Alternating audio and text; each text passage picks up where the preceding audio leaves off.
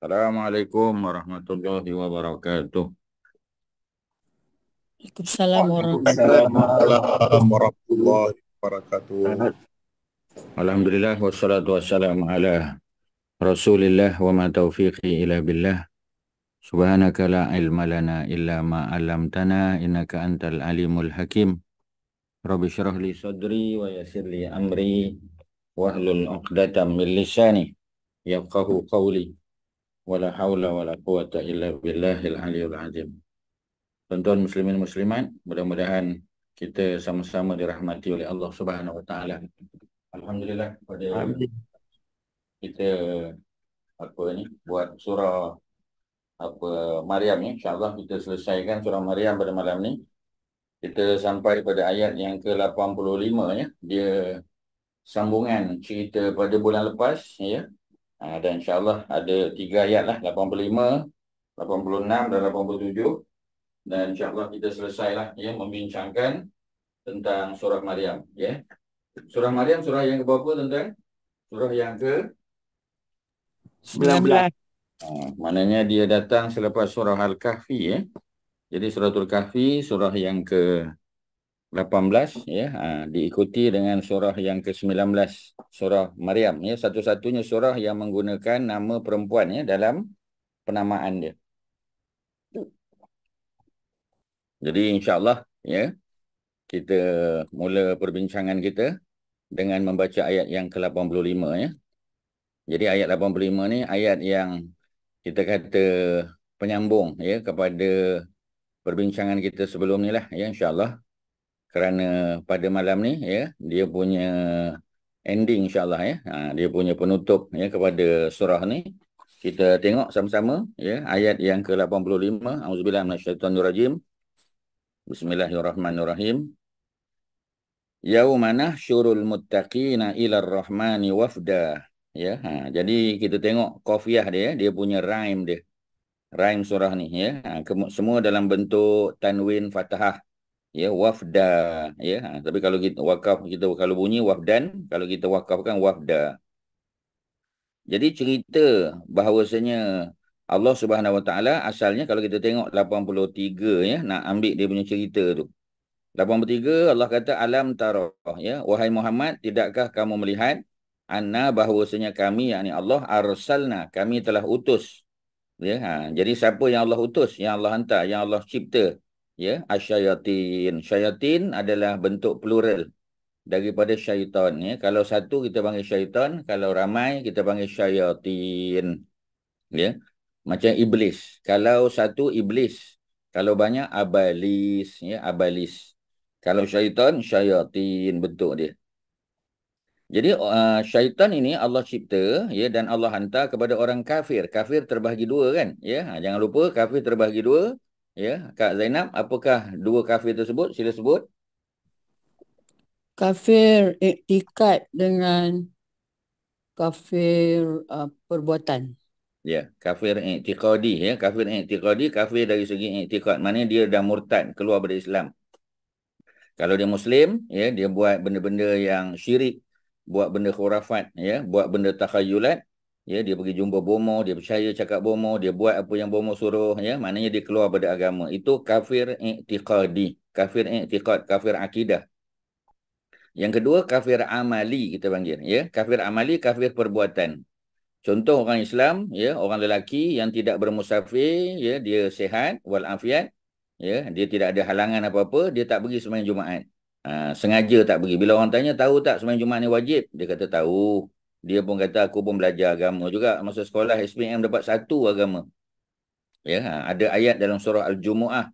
Ya, wahai orang beriman, apabila diseru ya untuk ke solat, mengerjakan solat Jumaat, hendaklah kamu bersegera, tinggalkan jual beli. Dia pun tahu ya, tetapi dia kata pasal minggu ni agak letih sikit lah ya, banyak meeting after meeting ya, meeting semua marathon dia kata ya, jadi tak ada rehat langsung ya, letih sangat. Kalau pergi pun dia kata takut tidur je di dalam masjid, kata tak pergilah ya. Jadi maknanya dia kufur kepada perintah Allah dari segi amalan. Tapi kalau kita tanya wajib, dia tahu wajib ya.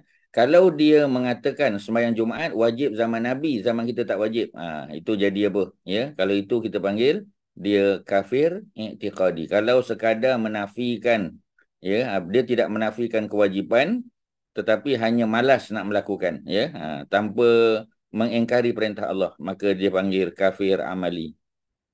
Jadi sama ada orang yang kafir i'tiqadi, kafir akidah ataupun kafir amali perbuatan, ya, mereka ini Allah hantar syaitan ta'uzzuhum azza, ya. Syaitan ini kerjanya untuk apa? Untuk mendorong mereka, untuk membisikkan pada mereka, ya, bagi motivasi pada mereka supaya buat jahat, ya. Jangan buat. Dia kata tak payahlah, Jumaat dah selalu, setiap minggu ada. Apa nak buat? Tak payah, ya. Kuliah apa ni online ni pun, ya, setiap minggu pun ada. Kalau minggu ni tak datang, minggu depan boleh, ya. Kerja dia mendorong kita buat maksiat. Tetapi kita sebagai pendakwah, tuan-tuan dan puan-puan, ya, Allah kata fala ta'jal alaihim. Tapi kalau kamu tengok ada orang macam tu, jangan kamu minta Allah segerakan turun azab pada mereka. Wala ta'jal, ya, fala ta'jal, jangan kamu bersegera minta Allah, doa pada Allah turunkan azab alaihim ke atas mereka, jangan, ya. Bagi mereka peluang, ambil masa untuk berdakwah kepada mereka. Innama na'uddu lahum adda, jangan bimbang. Ya, semua apa yang mereka buat, apa yang mereka tangguh, apa yang mereka malas dan sebagainya, itu semua dalam perkiraan Allah Subhanahu Wa Taala. Jangan bimbang. Semua kami catat, ya. Ada malaikat yang mencatat. Jadi tidak ada masalah. Tidak ada yang terlepas pandang daripada radar ataupun, ya, apa kita panggil kamera Allah Subhanahu Wa Taala. Tak ada yang hilang, jangan bimbang. Barulah masuk ayat 85, yauma nahsyurul muttaqin. Tadi cerita orang kafir. Sekarang cerita orang bertakwa pula, ya. Dia ada side of manusia ni, ya, ataupun dia ada grup, ya, grup yang kedua. Tadi grup orang al-kafirin, ya. Yang ini sekarang ni golongan muttaqin yang bertakwa pula. Bertakwa dia opposite pada golongan tadi. Jadi pada hari, ya, nahsyurul muttaqin, kami kumpulkan, ya, orang-orang yang bertakwa ilar rahman, ya, menuju kepada Allah yang bersifat rahman, wafda, berkumpulan. Jadi manusia nanti bila dibangkitkan di mahsyar, mereka akan dibangkitkan ikut kumpulan masing-masing. Ini Allah yang kata wafda, ya. Wafda ataupun wafdun adalah kumpulan manusia. Kita tengok masa di dunia dulu grup mana. Kalau kita grup usrah, grup usrah. Kalau kita grup mengaji, grup tadarus Quran sebagainya, ikut grup mana yang kita masuk, ya, yang selalu kita habiskan masa dengan mereka. Jadi ada tak manusia setakat yang Ustaz pernah ajar pada tuan-tuan, ya, ada tak cerita manusia yang nanti dibangkitkan di akhirat bersendirian? Ada tak? Kebanyakan manusia berkumpulan tapi dia bersendirian. Ada tak? Ada tak Ustaz. Ada tak, tuan-tuan? Ada Ustaz. Ada. Siapakah orang tersebut, Datuk Osman? Siapa nama sahabat Nabi yang nanti dibangkitkan di akhirat bersendirian? Abu Zar. Abu Zar Al-Ghifari, jangan lupa. Catat, tuan-tuan. Abu Zar, ya, Al-Ghifari, ya. Abu Zar Al-Ghifari, jangan lupa, ya. Dia orang mana ni? Syarin? Abu Zar Al-Ghifari ni orang Mekah ke Madinah ke, orang mana? Yaman. Ya, bukan. Yaman Abu Hurairah, Abu Musa Al-Asy'ari, ya. Abu Zar ni orang mana? Orang Lanun, Ustaz. Asal-asalnya kan. Yelah. Tapi dia orang Itu pekerjaan dia. Pekerjaan dia kan. Dia orang mana? Orang Madinah ke Ustaz? Lupa dah. Kan, kalau orang Madinah bukan Ghifari ni. Ghifari ni orang mana ni? Dia bukan orang bandar. Dia orang mana? Kalau dia bukan orang bandar, maknanya dia orang mana, Kak Nomah? Badui. Ya, dah kalau bukan orang bandar, lawan dia orang Badui lah, tuan-tuan. Sebab Badui duduk di pedalaman. Nama kabilah dia Ghifar. Sebab tu Abu Zar Al-Ghifari. Ya, mungkin tuan-tuan dah lupa nama sebenarnya. Nama dia adalah Jundub bin Junadah. Ya, salin, ya, Jundub, ya, bin Junadah. Siapakah Jundub bin Junadah? Ya, orang tak kenal dia. Yang orang kenal Abu Zar Al-Ghifari, orang Badui, duduk di tengah-tengah padang pasir, tapi kampung dia kampung dia berada di tengah-tengah perjalanan utara selatan, ya. Kalau kita ambil highway plus, ya, highway projek lebuh raya utara selatan, Mekah pergi ke negeri Syam, kita akan jumpa kampung Abu Zar Al-Ghifari. Sebab tu bila dia masuk Islam, Dia pergi ke Mekah, dia isytihar. Dia Muslim depan Kaabah, dia kena pukul. Ya, bila dia pengsan, dia bangun pada pengsan, dia sedar balik, kena pukul lagi sebab dia isytihar dia masuk Islam. Orang Mekah marah lah. Ya, tetapi ada orang Mekah yang kenal dengan dia, orang yang berulang alik, ya, pergi ke negeri Syam berniaga. Dia kata, ini orang Bani Ghifar ni, jangan buat main ni. Ini ketua perompak daripada sana. Ya, kalau kita pukul dia nanti, dia balik ke kampung dia, kita lalu kawasan kampung dia sebab tak ada pilihan, kita pula kena pukul nanti. Jadi mereka pun, mereka kata, kalau macam itu kita tak boleh pukul dia. Kita biarkan dia. Ya, maknanya tak boleh nak kata apa. Sebab dia orang luar. Dan dia ada kepentingan. Ya, sebab apa? Sebab dia datang, dia nak masuk Islam, kita tak boleh halang. Yang kedua, dia balik ke kampung dia, nanti dia akan buat benda-benda tak elok pada rombongan pedagang kita. Lagi susah. Kadang manusia ni dia tak buat jahat sebab ada sebab. Ya, kita ni kadang-kadang tak buat jahat sebab tak ada peluang. Ya, kita ni tak buat jahat sebab tak ada dorongan. Ya, kita berkawan dengan orang baik. Bila kita berkawan dengan orang baik, ya, orang baik tu ajak kita buat benda baik. Kita nak buat benda jahat pun tak boleh, tuan-tuan, sebab kawan kita orang baik-baik belaka. Ya, jadi sebab tu penting berkawan dengan orang baik. Dan kawan yang kita kawan, ya, yang baik di dunia ni, esok di mahsyar bila kita dibangkitkan, kita akan dibangkitkan bersama dengan mereka. Tu best tu, tuan-tuan. Ya, barulah seronok, ya. Pasal kita sama-sama akan dibangkitkan di mahsyar besok bersama dengan dia.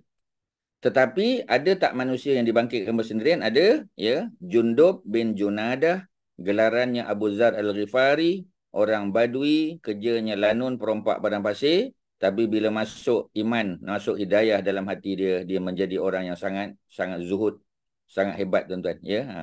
Dan Nabi sebut Abu Zar di dunia berjalan bersendirian. Ketika dia mati, ya, dia mati bersendirian, tak ada orang mandikan jenazah dia.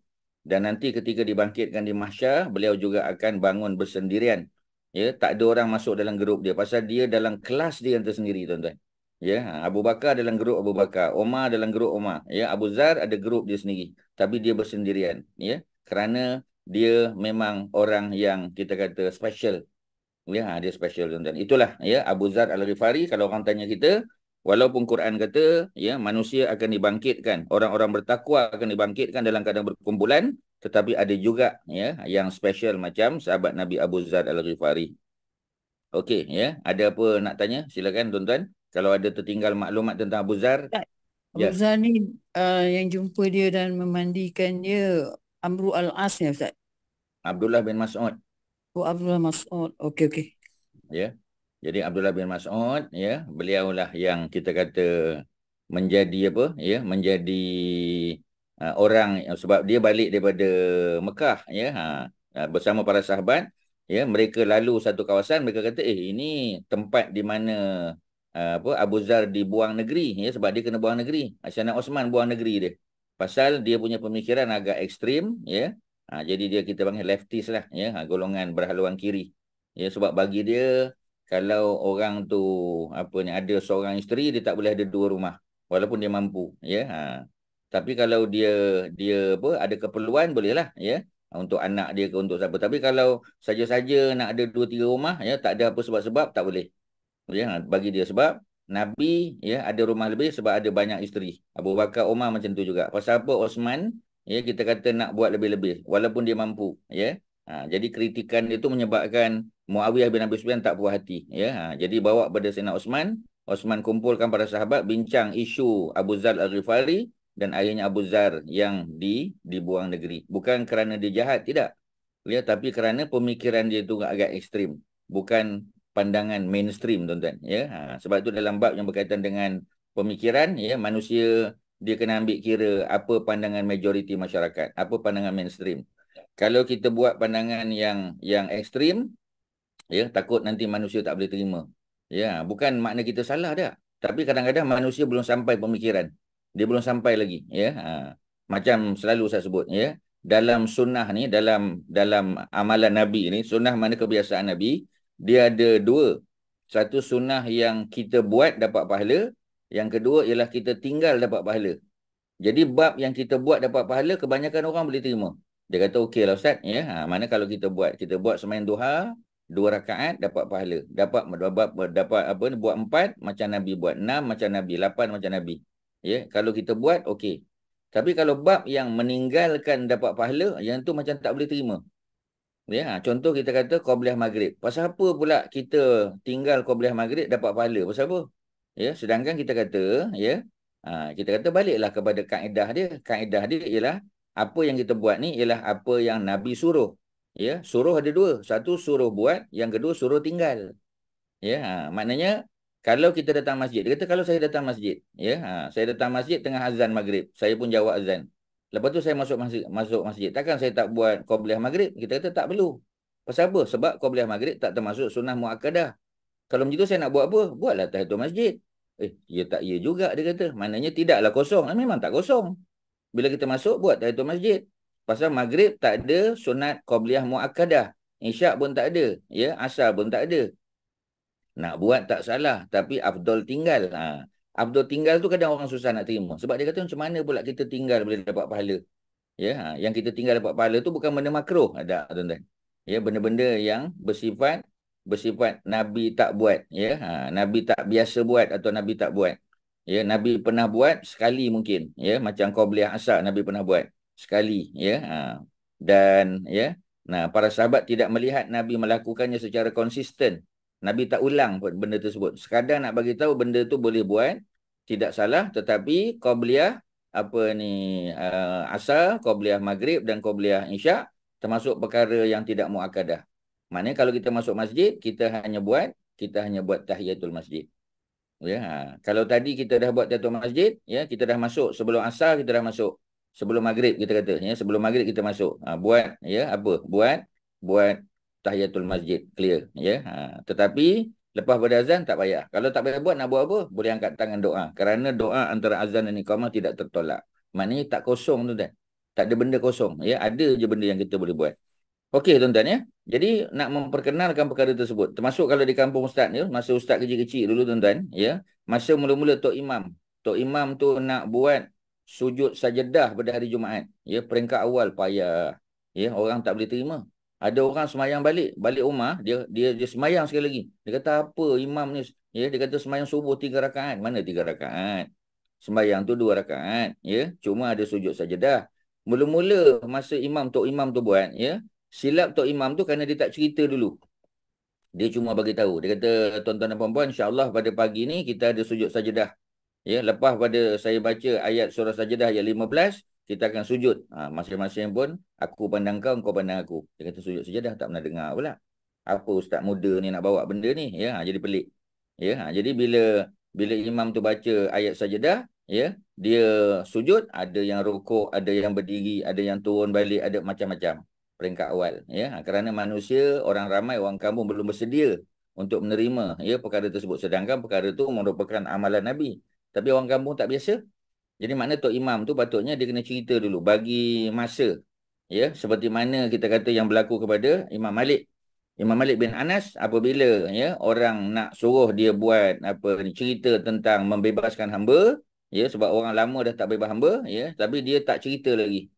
Ya, minggu kedua tak cerita, minggu ketiga baru dia cerita. Orang bertanya, dia kata pasal apa imam tak cerita? Dia kata sebab saya belum sempat untuk membebaskan hamba lagi. Ya, jadi bila saya dapat cari hamba, saya bebaskan.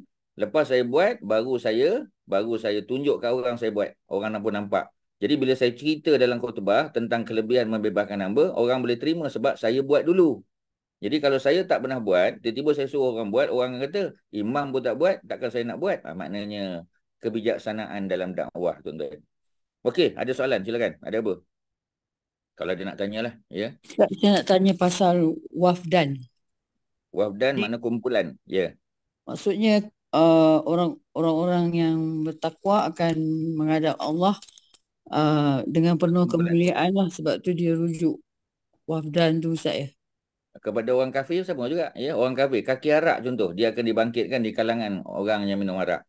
Kaki judi di kalangan orang kaki judi, bukan bersendirian, dia bergrup juga, wafdan juga. Wafdan ni dia bukan perkataan positif negatif tak. Wafdan ni kalau dia baik, masuk grup baik. Kalau dia jahat, masuk grup jahat. Cuma di sini ayat 85 cerita orang bertakwa. Itu saja, ya. Okey, ayat 86. Wa nasuqul mujrimin. Allah kata kami akan iring. Ya, kami akan iringi, kami akan bawa. Ya, yang sebenarnya bukan iring, ya, giring. Kami akan menggiring. Menggiring itu maknanya kita bawa. Kalau tangan orang tu kita tarik. Kalau kerbau tu kita tarik dia punya tali dia. Ya. Al-mujrimin, mujrimin orang-orang yang buat dosa, ila jahannama, ke neraka jahannam. Ya.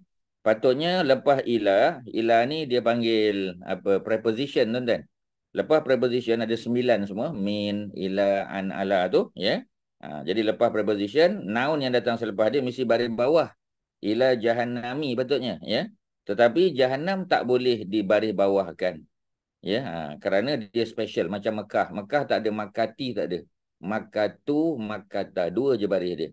Jahannam sama, jahannamu, jahannama. Dia nama special, ya. Walaupun dia nama Arab tapi dia nama yang special. Dia panggil abnormal noun, tuan-tuan. Bila dia abnormal, kita tak boleh bagi dia baris bawah dan tak boleh tanwin.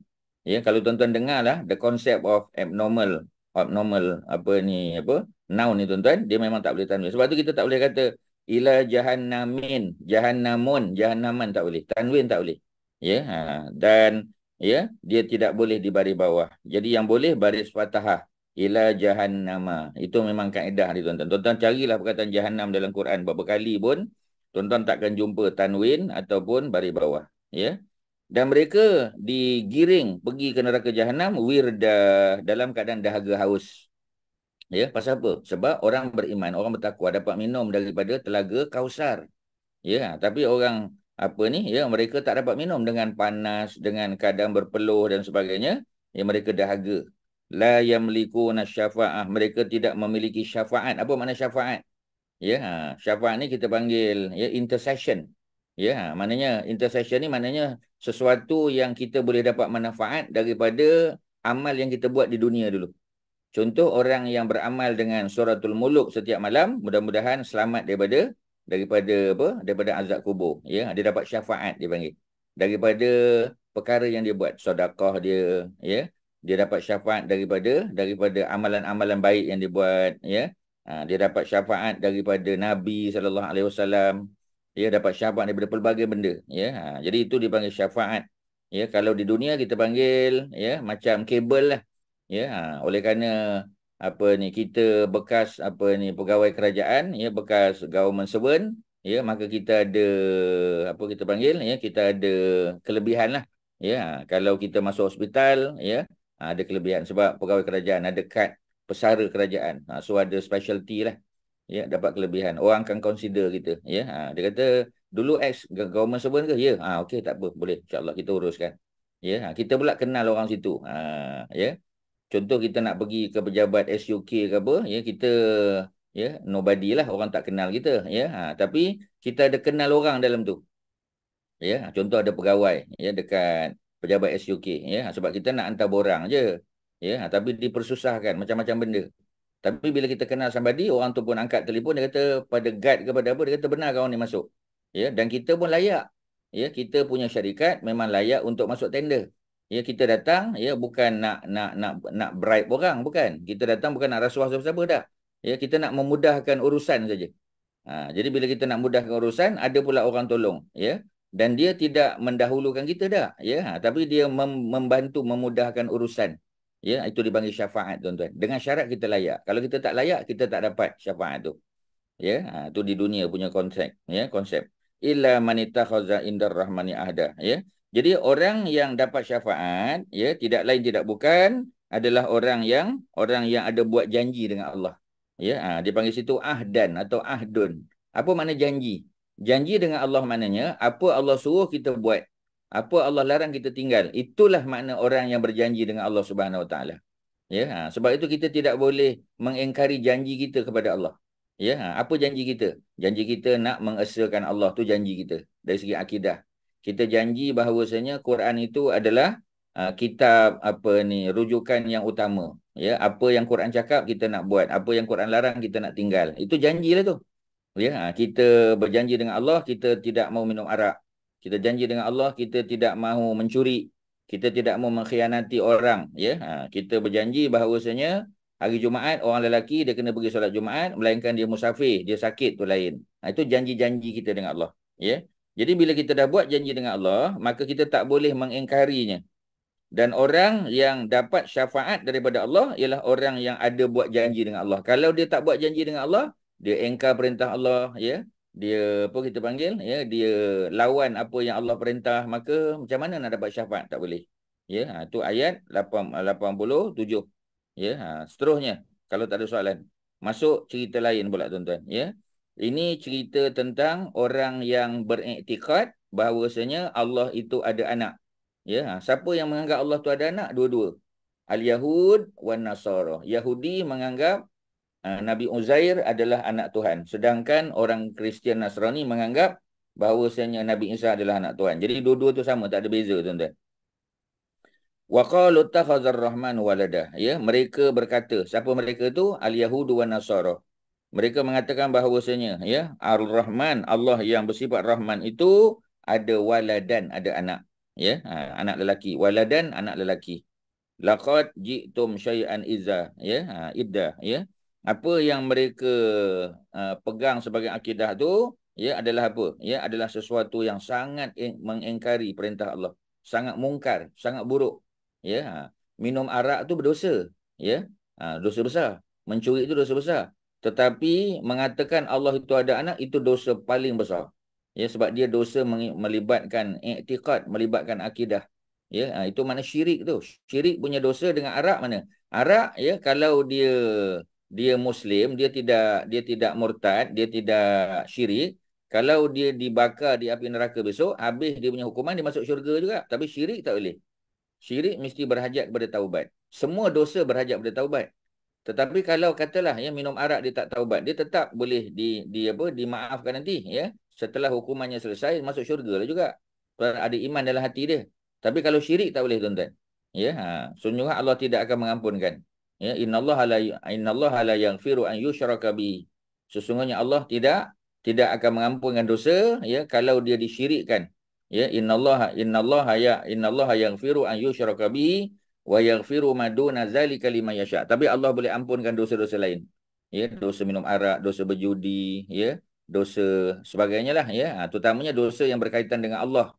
Kalau dosa berkaitan dengan manusia, kita kena pulangkan hak orang. Ya, selagi kita tak pulangkan hak, Allah tak ampun. Ya, nanti di akhirat besok, ya, kalau kita berhutang dengan orang, di akhirat besok kita punya pahala kena bayar kita bayar hutang orang tu dengan pahala kita, tuan-tuan. Ya, dengan pahala kita. Sebab di dunia kita tak nak bayar. Kita ada duit tapi tak nak bayar. Di akhirat besok, ya, kita kena bayar juga. Kena bayar. Semua hutang-hutang dunia tu dia akan carry forward, tuan-tuan. Ya, semua dibawa, ya, ke carry forward ke akhirat. Dan di akhirat dia tak pakai dollars and cent. Di akhirat dia pakai pahala, dosa. Ya, kita ada orang tu, kita pernah hutang dengan dia, orang tu datang jumpa Allah. Ya Allah, orang ni dulu hutang aku, dia tak bayar. Ya, dicek dia punya dokumen-dokumen semua betul, ada, tuan-tuan. Orang tu akan bayar dengan pahala dia. Itu yang kadang-kadang jadi muflis, tuan-tuan. Sebab nak bayar orang punya hutang yang dihutang kat dunia tu, ya, dia bayar dengan pahala dia. Ya. Kalau pahala dia habis, maka dia akan bayar dengan cara apa? Dia akan ambil dosa kita pula. Sebab tu banyak orang, ya, di dunia kita tengok ibadahnya biasa-biasa. Tak ada special. Tapi dia tak mengutuk orang. Ya, dia tak ada buat benda-benda yang tak elok pada orang. Ya, dia ibadah biasa-biasa. Semua ibadah khusus dia buat, ibadah fardu dia buat, ibadah sunat kurang.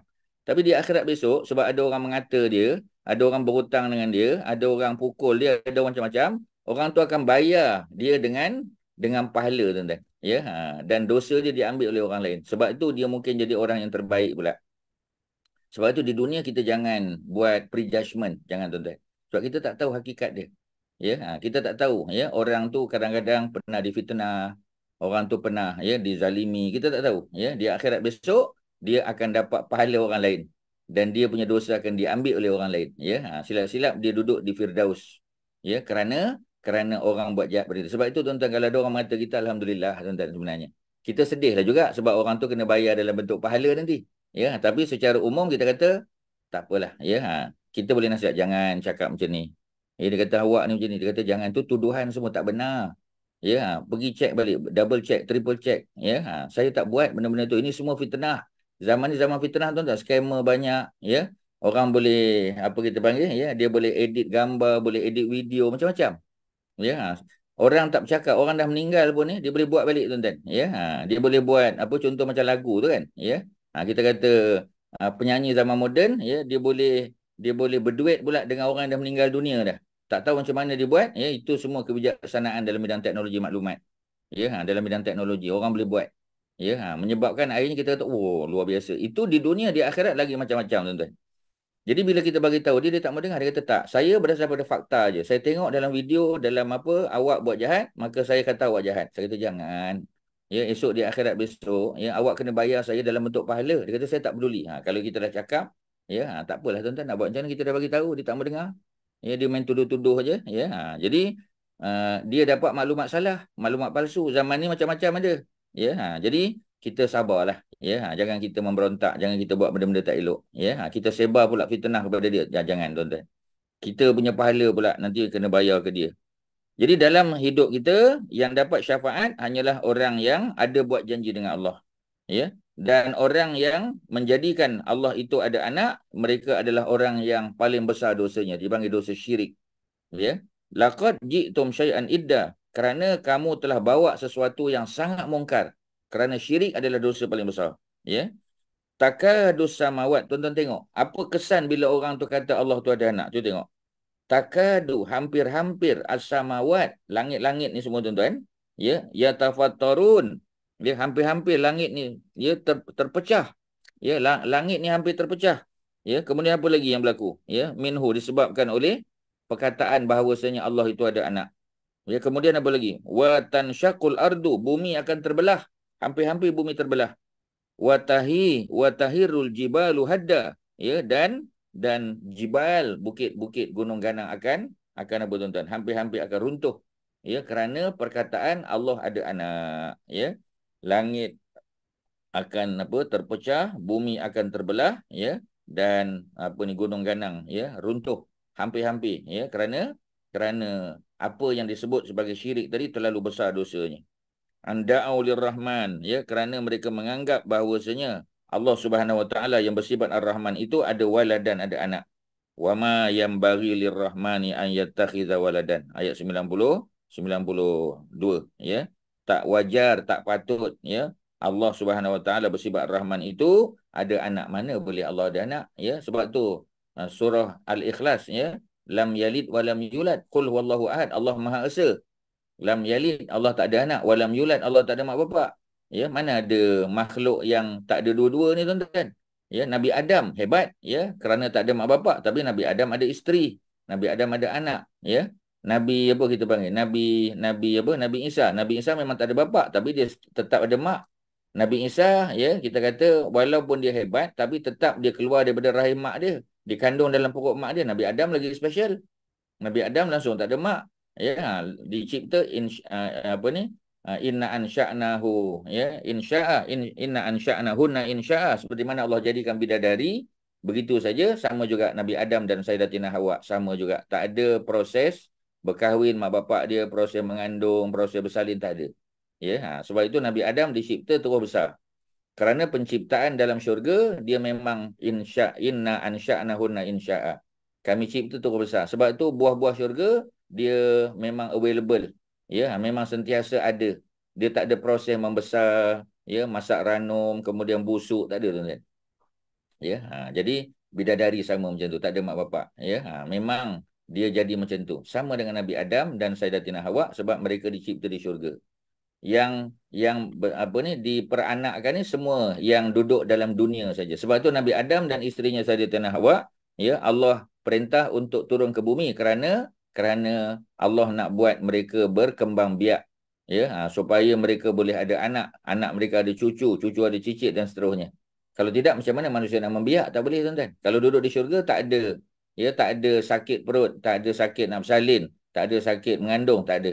Kerana syurga bukan tempat apa ni, malapetaka. Syurga bukan tempat sakit, tempat sengsara, bukan. Ya, syurga tempat enjoy, tuan-tuan, ya. Jadi oleh kerana tu, maka Allah hantar Nabi Adam dan Sayyidatina Hawa ke dunia. Mereka dihantar bukan sebab makan buah khuldi, bukan. Ya, kerana itu hanya Allah nak tunjuk bahawasanya manusia bila berjanji dia lupa.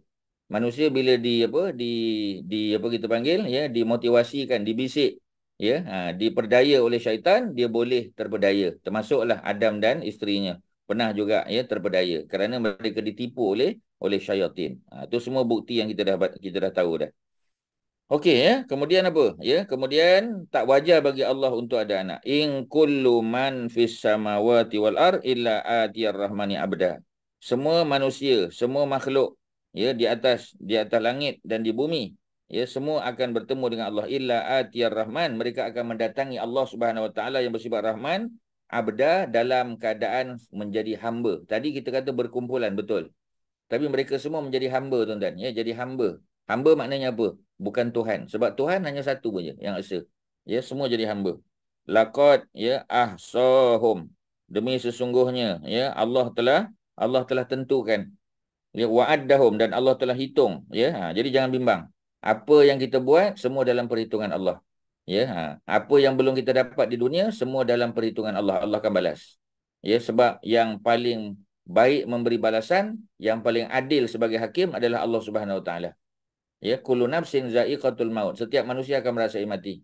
Ya, wa innama tuwaffawna ujurahum yaumal qiyamah. Ayat surah Ali Imran ayat 185. Ali Imran surah 3 ayat 185, Allah bagi tahu ya yang boleh menyempurnakan balasan kepada apa yang manusia dan jin buat di dunia hanyalah Allah Subhanahu Wa Taala. Tapi di akhirat besoklah, di dunia tak. Ya, kerana di dunia mungkin banyak berlaku ketidakadilan. Orang baik dianggap jahat, orang jahat dianggap baik, ya. Manusia boleh berpura-pura, manusia boleh buat khianat, manusia boleh tikam orang belakang, manusia boleh baling batu sembunyi tangan, macam-macam benda, tuan-tuan. Dan semua itu tak boleh dibuat di akhirat. Semua dapat balasan ikut pada apa yang kita buat. Melainkan kita bertaubat. Ya, ada orang yang buat jahat tapi kejahatan dia tidak disebarkan, tidak diviralkan. Sebab apa? Ya, sebab dia dah bertaubat, minta Allah erase apa-apa kejahatan yang dibuat. Semua video-video rakaman semua deleted, tuan-tuan. Ya, boleh erase, boleh semua tu dalam kehendak Allah. Sebab tu kita doa, Allahumma ighfir lana dzunubana. Ya, Allahumma ighfir lana dzunubana wa kafir anna sayyi'atina. Ya Allah, ampunkanlah dosa-dosa kami, dosa besar. Ya, wa kafir anna sayyi'atina, dan hapuskanlah dosa-dosa kecil kami. Ya, jadi kalau Allah nak hapus dosa besar pun boleh, tuan-tuan. Ya, tapi dengan syarat dosa kecil telah terhapuslah. Allah kurangi dosa besar kita. Kita taubat, Allah erase, Allah hilangkan. Ya, sebab tu kita doa, Allahumma innaka afun, ya Allah engkau lah yang Maha Pemaaf. Bukan Maha Pengampun je, Allah Maha Pemaaf. Pemaaf maknanya semua. Ya, kita punya apa? Kita punya apa kita panggil? Kita punya file-file kita, ya. Kita punya documentation semua tu, ya. Yang tak bagus, yang nampak tak cantik, ya. Semua tu boleh di-erase oleh Allah Subhanahu Wa Taala. Jangan bimbang, tuan-tuan. Ya, itu semua berita gembira bagi orang bertakwa. Okey ya, wa kulluhum atihi yaumal qiyamah. Satu lagi ya, sama ayat macam tadi. Yang tadi sama ada dia duduk di langit ya, ayat yang ke-93, in kullu man fis samawat. Sesungguhnya kullu, setiap manusia, makhluk ya, jin dan sebagainya ya, yang berada di langit, fis samawat wal ardi, ataupun di muka bumi, tidak lain tidak bukan illa atir rahman. Dia akan datang bertemu dengan ar-Rahman di mahsyar besok dalam keadaan sebagai hamba, abdan. Ya, dan Allah dah hitung semua, tuan-tuan. Wa kulluhum, dan setiap mereka tu, ya, manusia, jin, ya, syaitan, semualah makhluk Allah Subhanahu Wa Taala. Atihi, dia akan datang bertemu dengan Allah yaumal qiyamah, pada hari kiamat, fardan, bersendirian. Tadi dibangkitkan berkumpulan, ya. Tetapi sekarang bila berhadapan dengan Allah, bila dipanggil namanya, yang itu bersendirian. Kita tak boleh ditolong oleh orang lain. Tak ada peguam bela, ya. Tak ada siapa-siapa boleh menemani kita. Walaupun dia tu mak bapak kita di dunia, kita sayang dengan dia. Tak. Ya, setiap orang akan ditanya, disoal secara bersendirian. Tapi bila dibangkitkan beramai-ramai, kemudian dipanggil seorang-seorang, dan kumpulan yang sama tidak akan dipanggil sekaligus. Dah tentu dia akan panggil, ya, kita kata one by one. Ya, seorang demi seorang. Ya, dia tak boleh bercampur dengan orang lain. Melainkan ada kes-kes yang melibatkan orang lain akan datang jadi saksi lah. Ya, akan ditanya bukti-bukti dia. Tapi kalau tidak, bersendirianlah kita, tuan-tuan. Okey, ya, habis ayat yang ke-95. Ada soalan, silakan. Ya, banyak ada Ustaz sebut ni. Kalau ada soalan, ada apa? Assalamualaikum Ustaz. Alhamdulillah, ya, Kak Masita. Ustaz, nak tanya Ustaz, apa beza ati dengan ja'a? Bukan kedua-dua datang juga kan? Tapi apa beza dia? Kenapa lain-lain dia punya word tu? Ya, Sorry lah tanya Quranik je. ya, tak apa. Ya. So, memang dua-dua tu makna datang. Ja'a pun datang, ya. Ata pun datang juga, ya. Ata, ya. Jadi ata, ya. Ata ataupun ya'ti dia panggil, ya. Oh, sama lah, sama maksud dia. Maksud lebih kurang sama. Adalah perbezaannya, ya. Ada orang kata Ja'a ni perkara-perkara yang perbincangan tu detail sikit lah ya. Secara umum sama. Ya, secara umum ya. Tapi biasanya kalau ja'a ni ya, dia ada apa kita panggil ya, macam dia ada bawa sesuatu. Ya, macam tadi kan kita tengok pada ayat yang ke 80 berapa tu? 89. Ya, laqad ji'tum. Ji'tum tu daripada ja'a tu. Laqad demi sesungguhnya ji'tum kamu datang membawa sesuatu. Ya. Kalau ata dia datang dia tu. Maknanya he himself. Dia tu datang dia datang personally, dia tu datang bawa diri dia. Tapi Oh, okay. kalau ja'a dia bawa sesuatu, macam dia bawa dosa, ya, dia bawa. Jadi kalau dalam ayat ni kita tengok ayat 89 ya, laqad demi sesungguhnya ji'tum kamu telah datang ya, syai'an bawa sesuatu ya yang iddah yang mungkar. Maknanya kalau ja'a ni dia bukan dia saja ya, tetapi dia ada bawa sesuatu. Dia buat benda yang tak elok ke, dia beriman dengan akidah yang salah ke. Ada something else ya. Tapi kalau dia bersendirian, akan datang bertemu Allah pada hari kiamat ya, bersendirian. Dia memang of course lah ya, dia bawa dosa bawa pada, tapi penggunaan ata tu lebih pada dia tu sendiri, he himself. Tapi kalau ja'a ya, macam ada benda lain. Ya, dia buat sesuatu yang jahat ya, dia apa ni berakidah bahawasanya Allah tu ada anak. Jadi maknanya dia ada sesuatu yang berkait. Sebab tu ada syai'an selepas dia. Syai'an ayat 89. Iaitu antara perbezaan lah ya. Secara umum dua-dua tu makna sama, hampir sama. Sebab dua-dua makna datang. Cuma datang bersendirian atau datang membawa sesuatu tu je lah, kalau boleh kita bezakan. Ya, ada lain Kak Masita, silakan. Terima kasih Ustaz. Terima kasih. Ya. Ustaz, saya nak tanya Ustaz. Silakan. Apa ni untuk menyatakan bahawa Allah itu ada anak, sesuatu yang sangat mungkar, dan Allah kata langit pecah dan gunung ganang terbelah Ustaz ya.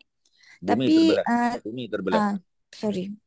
Gunung ganang runtuh, Bumi terbelah dan gunung ganang runtuh. Yeah. So actually adakah disebabkan orang Yahudi dan Nasrani ni dia percaya tu setelah Nabi wafat, so Allah did not kill all of them, or masa Nabi mana Nabi-Nabi mereka hidup lagi, diorang tak believe macam tu ke?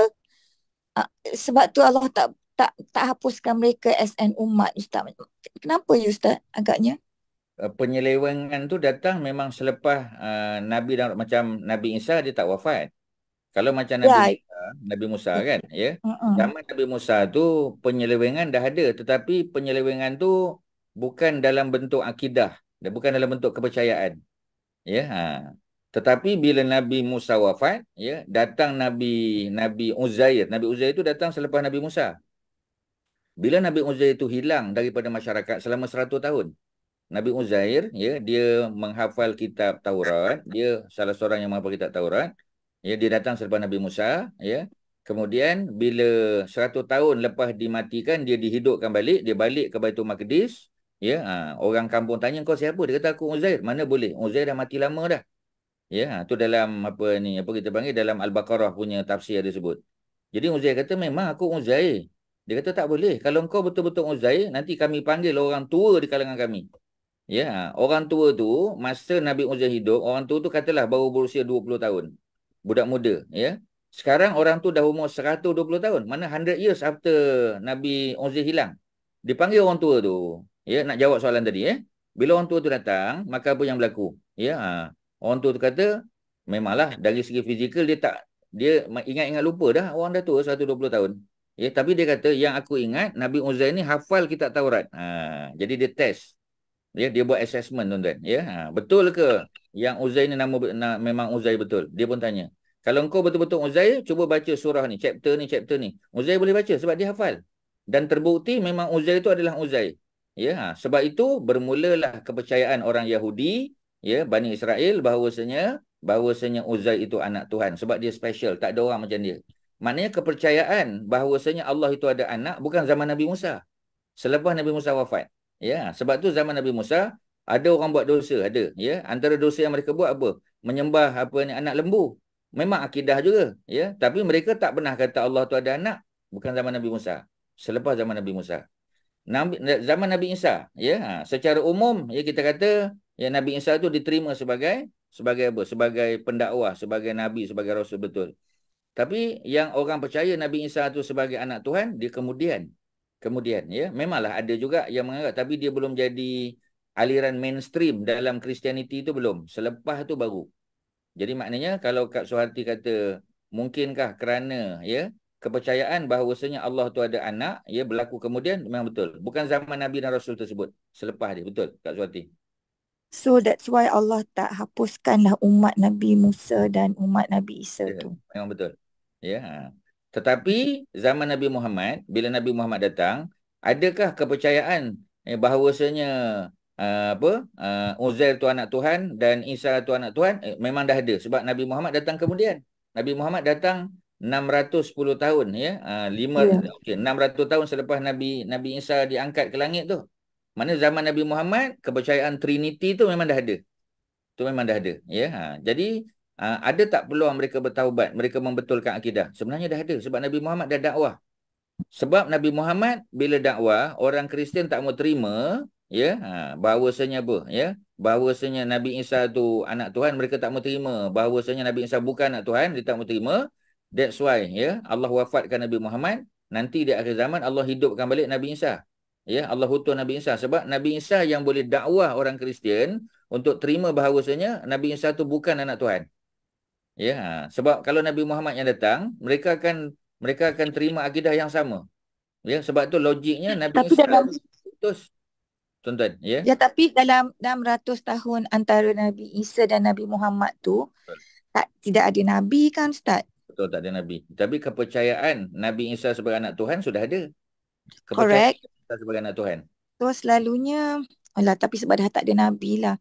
Dan maksudnya orang yang hidup pada zaman itu yang telah menyeleweng, mereka tidak ada... Tak ada Ini peluang. tidak peluang lah kan, Ustaz, ya? Tak ada peluang nak taubat lah sebab memang tak ada Nabi pada zaman tu. Kecuali orang yang tidak didatangi Nabi. Macam orang Mekah, ya. Kita kata mak bapak Nabi, datuk nenek Nabi. Adakah mereka dianggap golongan kafir? Mereka tak dianggap golongan kafir. Mereka dianggap sebagai ahlul fatrah dipanggil. Istilah dia, tuan-tuan, ahlul fatrah. Bukan fitrah, ya. Ahlul fatrah. Ahlul fatrah tu adalah mereka yang hidup pada zaman antara Nabi Isa dengan Nabi Muhammad. Kalau di Mekah, ya, antara zaman Nabi Allah Ibrahim lah, kita kata, ya. Tapi terlalu panjang, lama sangat. Sebab tu sebahagian para ulama kata bukan. Tidaklah sampai Nabi Ibrahim, mana selepas tu. Ya, paling kurang pun 600 tahun sebelum Nabi Muhammad, tak ada Nabi dan Rasul. Pada masa tu penyelewengan yang berlaku, ya, mereka dianggap sebagai ahlul fatrah. Ya, kerana di Mekah ni orang beriman yang agama tauhid, agama Nabi Ibrahim masih ada. Even masa Nabi diutus, ya, ada tak orang Mekah yang beriman dengan agama tauhid? Ada, ya, macam apa kita panggil, Sa'id bin Zaid punya family. Sa'id bin Zaid tu ialah adik ipar Saidina Umar yang kahwin dengan Fatimah binti Al-Khattab. Kan ada 10 di jamin syurga kan? Abu Bakar, Umar nombor 2, nombor 3 Osman, nombor 4 ialah Ali, nombor 5 Abdul Rahman bin Auf, nombor 6 Sa'ad bin Abi Waqqas, nombor 7 Az-Zubair, nombor 8 Talhah bin Ubaidillah, nombor 9 Abu Ubaidah bin Al-Jarrah, nombor 10 Sa'id bin Zaid. Beliau adalah adik ipar kepada Umar ibn Al-Khattab. Kahwin dengan Fatimah binti Al-Khattab, adik Saidina Umar. Ya. Dan Sa'id bin Zaid dan keluarganya, keluarga Zaid. Zaid tu bapa Sa'id tadi. Mereka memang turun-temurun beriman dengan agama tauhid, agama Nabi Allah Ibrahim. Mereka tak sembah berhala.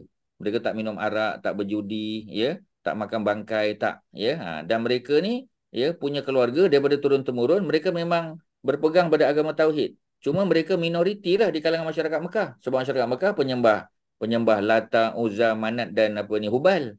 Ya, jadi dalam setiap zaman Allah buat tak ada orang beragama tauhid masih. Maknanya agama tauhid tu sambung menyambung. Dia bertali temali, tak ada pernah putus, tak pernah tu dah. Dia mesti ada punya. Ya, walaupun dia seorang, mesti ada, ya. Mesti ada. Okey, ya. Kak Suhati. Okey, Okey, thank you, Ustaz. Ya, sama. Tuan-tuan dan puan-puan lain ada silakan, ada soalan? Ada apa? Ya. Kak Wan ada apa, Kak Wan? Ya, silakan Kak Zainab. Saya nak tanya tentang syafaat. Ya. Okay. apa yang saya faham, syafaat itu adalah milik Allah. Maknanya tanpa izin Allah, Tak kita tak jadi. dapat syafaat. Betul. Okey. Jadi kita ni baca Al-Quran kerana ia akan datang sebagai syafaat di hari akhirat. Begitu juga kita puasa dan sebagainya. So saya nak tanya, adakah doa tertentu untuk kita mohon mendapat syafaat ni? Doa tertentu ya. Jadi tak pernah dengar lah pula ya, ada doa tertentu. Allahumma apa kita panggil ya? Apa ni? Allahumma ati anfusana syafa'atan. Ni syafa'atan minka. Syafaat daripada Nabi tu adalah ya, adalah doa-doa yang dibuat oleh para ulama tu ada. Ya, tetapi doa khusus dalam Quran tak pernah dengar lah pula. Ya, setakat yang Ustaz baca lah tak pernah dengar. Tapi kalau tuan-tuan ada, mungkin Syarin ada jumpa dalam apa Al-Azkar ke dalam apa, boleh share lah tuan-tuan yang pernah jumpa. Ya, Datuk Syed ke apa, kalau jumpa bagi tahulah ya. Tapi setakat yang Ustaz apa ni dengar tak ada. Tak pernah dengar lagi ya. Cuma secara umum ya, kita kata kita minta kebaikan dunia akhirat je lah. Sebab doa terbaik Quran, Rabbana atina fid dunya hasanah kan. Mana hanya cerita hasanah. Hasanah kebaikan di dunia dan kebaikan di akhirat. Apa makna hasanah kebaikan di akhirat? Termasuk syafaat daripada Quran yang kita baca, amal-amal soleh yang kita buat ya, Nabi yang kita beriman dengannya, ya, Al-Quran yang kita amalkan ya. Kemudian apa kita panggil ya, anak-anak kita yang meninggal ketika kecil, yang kita bersabar, yang telah kita akikahkan dia sebelum akhir balik ya. Itu semua akan jadi benda-benda yang boleh menolong kita. Secara umum perkara yang boleh menolong tu dipanggil syafaat. Ya, kerana dalam apa kita panggil ya, dalam hadis ya, riwayat Al-Bukhari memang ya, orang yang baca Quran ya, iqra'ul Quran, bacalah kamu akan Al-Quran, fa innahu, kerana sungguhnya Quran itu ya'ti, akan datang yaumal qiyamah syafi'an. Dia akan datang sebagai ya, dia akan datang ya sebagai syafaat kepada kamu. Maknanya cerita syafaat memang betul. Ya, tadi Kak Zainab kata syafaat patutnya datang pada Allah saja, betul. Tetapi boleh tak Allah izinkan ya, macam Quran, amalan baik ya, anak-anak yang meninggal ketika kecil, boleh tak Allah izinkan mereka ni datang sebagai syafaat? Jawapannya boleh. Ya, kalau tidak tak adalah ayat tadi. Bacalah kamu akan Quran kerana sungguhnya Quran itu akan datang pada kamu pada hari kiamat sebagai syafaat. Memangnya boleh. Ya. Boleh tak kita cakap Ustaz, syafaat tu is actually macam effort lah Ustaz. Kalau kita Effort buat siapa? benda, effort kita, kalau kita buat, Allah akan beri syafaat. I mean, is the effort yang kita buat untuk mendapat kebaikan. Maknanya baca Quran, maknanya the Quran itself tu is not the syafaat, but the effort of reading. Maknanya the effort yang kita buat untuk membuat kebaikan. Sorry Kak Nap, my understanding lah macam Saya rasa tak tepat. Sebab syafaat tu dia punya end result. Syafaat tu bukan effort yang kita, memang kita kena buat effort. Contoh ayat tadi ya, dengar baik-baik ya. Iqra'ul Quran, bacalah kamu akan Quran, fa innahu, kerana sungguhnya Quran itu yang akan datang pada hari kiamat sebagai syafaat. Mana the Quran itself.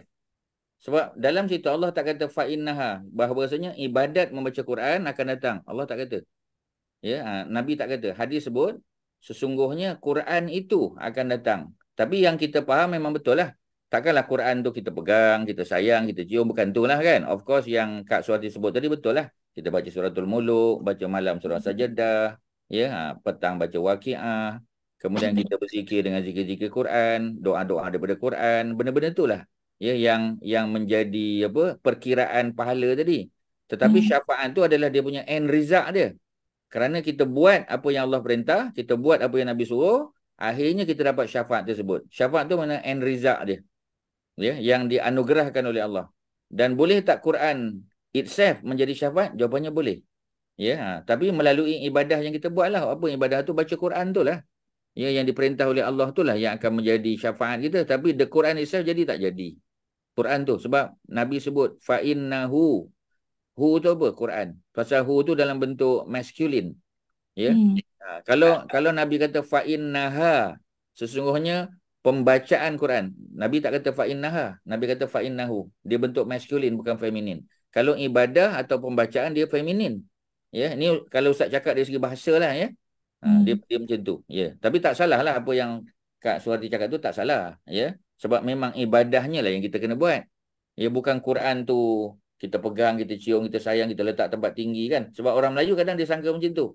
Quran kita kena muliakan. Macam mana kita muliakan Quran? Kita balut, letak tempat tinggi, jangan langkah, ya. Bagi kita kemuliaan Quran tu macam tu.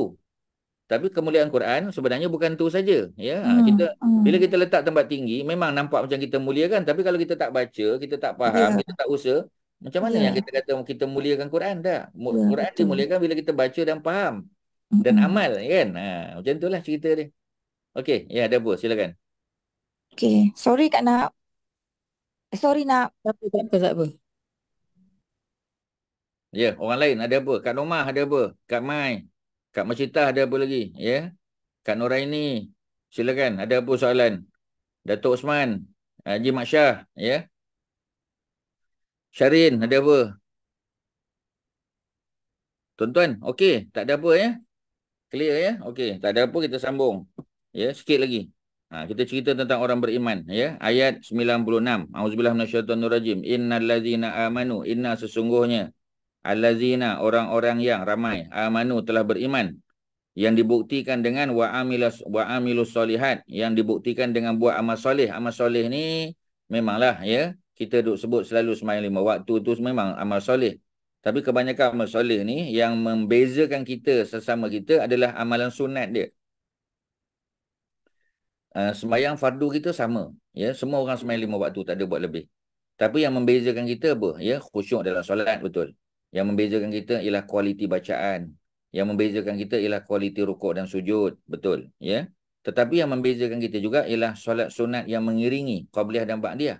Sebab dalam hadis Nabi sebut, ya, cerita nanti di akhirat, bila seseorang itu amalan fardunya dinilai, solat fardu, ya, bila ada loopholes, ada kekurangan, ada weaknesses, ya, dalam dia punya solat fardu tu, Allah akan perintah malaikat, cuba tengok solat sunat dia. Solat sunat dia tengok, qabliyah dia, ba'diyah dia, ya. Doa dia, zikir dia, ya. Istighfar dia. Ada tak yang boleh menampung kekurangan dia tu? Jadi maksudnya, amal soleh tu memang amal fardu, tetapi yang membezakan antara seseorang dengan seseorang yang lain adalah kualiti ibadah itu. Termasuklah, ya, ibadah-ibadah sampingan yang mengiringi dia, yang kita panggil sebagai solat sunat rawatib dia. Ya, wuduk dia macam mana? Ya, sempurna tak? Tuan-tuan, antara perkara yang membantu kita khusyuk adalah wuduk yang sempurna. Sebab tu dalam hadis Nabi akan sebut, ya, sesiapa yang berwuduk, ya, kemudian dia menyempurnakan wuduknya. Nabi ulang banyak kali, tuan-tuan. Orang yang menyempurnakan, man asbaghal wuduk, ya, dalam hadis lain Nabi sebut man ahsanal wuduk. Siapa yang menyempurnakan? Apa makna sempurna wuduk, tuan-tuan? Ya. Makna sempurna wuduk apa, Kak Nomah? Apa makna sempurna wuduk? Apa makna sempurna wuduk? Macam mana kita nak menyempurnakan wuduk kita? Dengan cara? Buat yang sunat dan yang ikut yang rukun dan yang sunat lah semua, Ustaz. Ada satu lagi tu. Ya. Tinggalkan yang makruh. Tinggalkan yang makruh, tuan-tuan. Ya. Semua rukun kita buat. Ya. Macam basuh muka, itu kita buat. Ya. Apa ni, kumur-kumur sunat. Ya. Basuh kedua tangan, sapu kepala, basuh kaki dengan niat semua, ya. Itu rukun dia, ada tertib, itu rukun. Tetapi yang sunat-sunat tu, ya, basuh tangan, bersihkan dulu, ya, 3 kali kita kata, hilangkan ada dakwat pen, ya, ada sisik ikan, ada apa saja yang menghalang kita. Kemudian, ya, apa kita buat? Ya, masukkan air dalam mulut, kan, berkumur-kumur, masukkan air dalam hidung, ya, hirup, kemudian kita hembus balik, ya. Kemudian buat secara 3 kali, ya, sapu keseluruhan kepala, ya. Kerana setiap titik air yang sampai ke rambut kita dan kepala kita mudah-mudahan menjadi sebab, ya, Allah menghalang api neraka daripada membakar dia. Ya, kalau kita buat 3 helai, ya, dah sah. Ya, tapi kalau kita buat keseluruhan tu termasuk perkara sunat. Ya, benda-benda sunat semua buat dan tinggalkan yang makruh. Jangan bercakap masa wuduk, ya. Walaupun ada kawan baik kita biar dulu, selesaikan wuduk dulu. Kalau dia bagi salam kita jawab, tapi cakap-cakap tak payah. Jangan ambil wuduk di tempat yang bernajis, contoh dalam bilik mandi ke apa, kan. Melainkan kita bersihkan dulu supaya tak terpercik, ya. Kemudian jangan berlebih-lebihan. Jangan sampai 5 kali basuh, 4 kali basuh, 3 kali sudah. Ya. Kemudian apa lagi kita kata? Perkara-perkara sunat lah, ya. Ada baca bismillah di peringkat awal, ada doa selepas ambil wuduk, ya. Kemudian apa lagi kita kata? Satu istilah dipanggil mualat. Mualat ni mana tidak memisahkan lama. Lepas pada basuh muka, lama lepas tu baru basuh tangan, tak. Ya, dia kena mualat. Mualat maknanya dia one after another, ya, dan dia immediately. Dia tak ada senggang waktu, tak ada pause, ya. Jadi itu semua perkara-perkara yang bersifat sunat dan perkara-perkara yang kita tinggalkan perkara makruh. Itu makna menyempurnakan wuduk. Dan wuduk yang sempurna yang kita buat semua sunat. Yang kita tinggalkan makruh, insya-Allah dia akan membantu menyebabkan kita khusyuk dalam solat. Antara sebab mengapa kita tidak khusyuk kerana kita punya wuduk tak sempurna. Dia kata saya sempurna ustaz, kena air. Sempurna bukan yang tu saja. Ya, sempurna juga maknanya semua sunat-sunat kena buat. Dan benda-benda yang makruh kena tinggal. Salah satu daripada benda makruh ialah meninggalkan yang sunat. Kalau kita meninggalkan, ya, kita bypass mana-mana yang sunat, kita omit mana-mana yang sunat, ya, secara automatik mana kita telah membuat benda yang makruh, dan minus point dah tuan-tuan. Jangan tinggal sunat. Tinggal sunat meaning kita buat benda makruh dah. Ya, sebab meninggalkan yang sunat itu dalam mazhab Syafi'i adalah dianggap membuat yang makruh. Tinggal sunat. Ya, itu yang kita kata benda-benda yang kita kena fikir lebih tinggi tadi, macam tadi kan. Ya, yang meninggalkan yang Nabi kata tinggal dapat pahala. Ya. Tetapi benda-benda sunat jangan tinggal. Kerana meninggalkan sunat automatik adalah kita melakukan perkara makruh. Jadi jangan tinggal. Itu semua termasuk perkara-perkara yang disebut sebagai wa'amilus solihat. Dan orang yang beriman, ya, dan beramal dengan amalan soleh termasuk ibadah-ibadah sunat itu, saya ja'alu lahum. Allah akan jadikan bagi dia. Allah tu Ar-Rahman, ya, Allah akan jadikan dia apa? Ya, Allah akan jadikan dia tu wuddan, ada perasaan kasih sayang, tuan-tuan. Ya, sebab tu orang yang beribadah ni, ya, antara cara kita nak menilai ibadahnya tu Allah terima ialah, ya, kita kata dia sembahyang sunat banyak, puasa sunat banyak. Dengan sebab puasa, dengan sebab sedekah dan sebagainya tu menyebabkan dia ada perasaan kasih sayang dalam hati dia. Tapi kalau orang tu tuan-tuan, ya, tuan-tuan ambil maklum, ya. Kalau orang tu sembahyang sunat banyak, sedekah banyak, ya, tetapi kita kata mulutnya laser.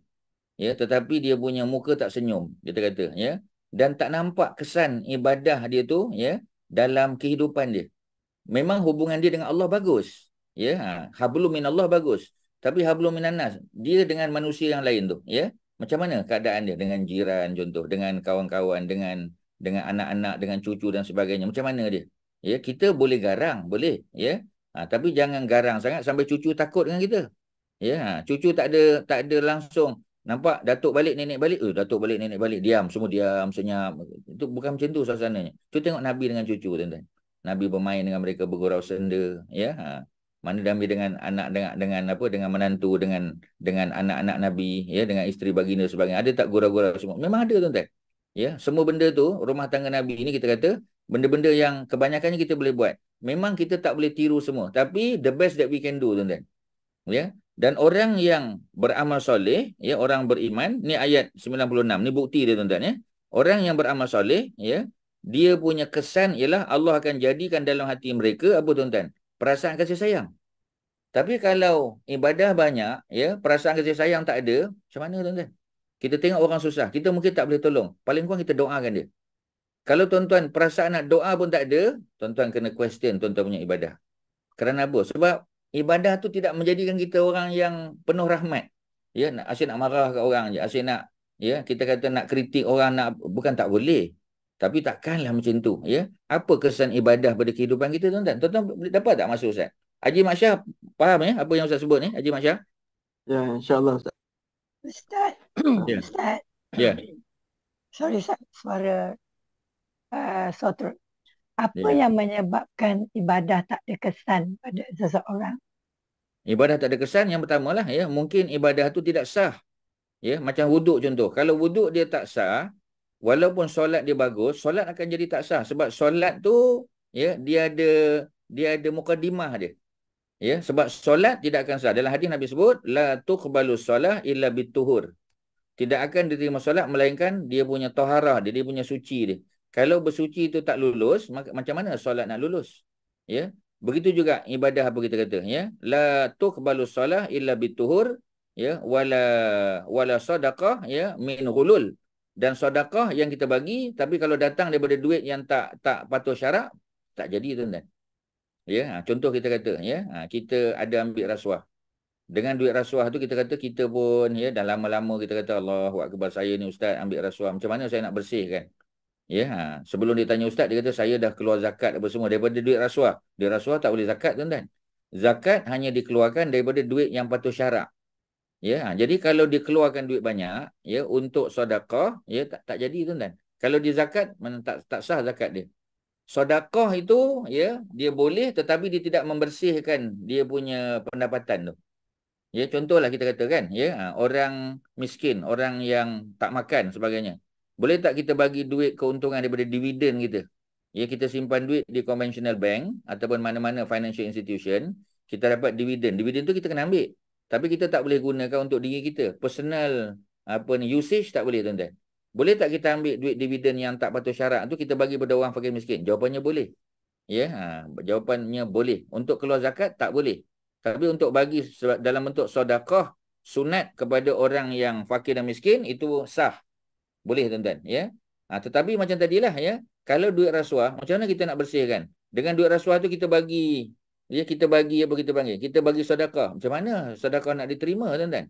Ya, sebab sumbernya tidak patuh syarak. Tak boleh, tuan-tuan. Macam mana nak bersihkan? Ya. Sebenarnya memang kita tak boleh bersihkan dia. Kita kena pulangkan dia, tuan-tuan. Ya, yang itu yang susah tu. Sebab mana ada orang ambil rasuah, dia catat berapa ribu, berapa jumlah, daripada siapa, bila tarikh, semua tak ada, tuan-tuan. Yang ada documentation tu malaikat. Malaikat yang ada documentation. Jadi antara sebab ibadah kita tidak diterima ialah kerana macam tadilah. Mungkin, ya, duit yang kita dapat tu duit yang tak patuh syarak. Ya, yang memang tak boleh dibersihkan. Ya, melainkan kita pulangkan balik. Ya, duit dividen, yang itu tak ada masalah sebab kita simpan. Katalah, ya, dulu kan. Dulu tak ada apa kita panggil, ya, Islamic Bank tak ada. Ya, ataupun kita simpan duit di mana kita panggil, ya, di posisi pantai di luar kita kata, ya, duduk di US ke di UK, kita buka akaun memang, ya, akaun yang kita kata conventional bank contoh, dan kita dapat dividen, kita dapat tu, kita dapat ni, macam mana, ya. Dulu mungkin kita dah pakai, kita kena kira-kira balik lah, ya, kita kena estimate lah, tuan-tuan, mana yang kita dah terambil yang dulu, yang kalau kita tak faham, kita tak tahu tu tak apa. Tapi kalau kita dah tahu masa tu tapi kita ambil juga. Ya, contoh buat dalam contoh moden ni kita kata orang yang masih bekerja, anak-anak kita yang masih bekerja, ya, yang ada potong KWSP contoh, ya. KWSP dia ada apa, tuan-tuan, ya, dia ada akaun yang Islamik dan dia ada yang konvensional, ya. Berapa persen pekerja-pekerja Muslim yang belum transfer, ya, daripada konvensional kepada Islamik? Mai, tuan-tuan. Yang pindah setakat yang Ustaz tahu, ya, statistik yang Ustaz baca mungkin sebelum bukan tahun ni lah, ya, mungkin tahun lepas atau 2 tahun lepas, tuan-tuan, selepas pandemik, ya, tak sampai 10%, ya, pekerja-pekerja Muslim yang telah transfer daripada KWSP konvensional kepada yang patuh syarak. Tak sampai 10%, tuan-tuan. Kalau macam tu macam mana? Kita tanggung dosa lah, tuan-tuan, tanggung dosa. Ya, Ustaz kena sebut, tuan-tuan, ya. Sebab secara apa kita panggil, ya, yang wajarnya by right, tuan-tuan, setelah, ya, akaun Muslim tu dah ada, akaun patuh syarak tu dah ada, immediately kita kena tukar. Ya, kita kena isi borang dan tukar, ya, dan kita punya pendapatan dulu-dulu, keuntungan KWSP yang dulu-dulu tu, ya, boleh tak masuk dalam akaun Islamik kita? Jawapannya boleh, tuan-tuan. Ya, dalam Quran ada ayat 275, ya, yang merupakan berita gembira kepada orang yang dulu yang tak ada pilihan. Sebab dulu tak ada pilihan, tuan-tuan. Sebab tak ada Islamic banking. Ya, tak ada apa kita panggil Islamic insurance, tak ada. Dan tak ada KWSP yang patuh syarak, tak ada, tuan-tuan. Investment yang dibuat, ya, kita kata more than 30% daripada investment yang kita buat, yang dibuat oleh KWSP itu adalah tidak patuh syarak. Tapi sebab benda tu mandatory, ya, kita punya potongan tu mandatory, kita tak ada pilihan, tuan-tuan. Kita tak boleh tak potong. Company yang tak potong, dia boleh disabitkan kesalahan.